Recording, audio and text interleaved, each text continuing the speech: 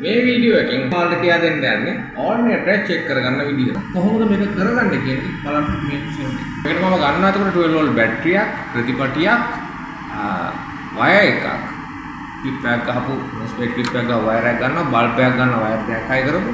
ඊට මේ ඕල්ටර්නේටරේ පොසිටිව් දෙකක් තියෙනවා පින්, ඉන්ඩිකේටර් පින් එක තියෙනවා. මේ තමයි මේක ඉස්සරහා පැත්ත ඕල්ටර්නේටර් එකේ. වයර් කනෙක්ට් කරලා තියෙනවා.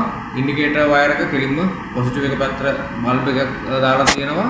නෙගටිව් වයර් එක බොඩි එකට ගහලා තියෙනවා. ඊට පස්සේ මේ නෙගටිව් වයර් එක ගන්නම සර්කිට් එක කම්ප්ලීට් කරනවා. තුන මේක තමයි ඩෑෂ්බෝඩ් එකේ තියෙන ඉන්ඩිකේටර් ලැම්ප් එක.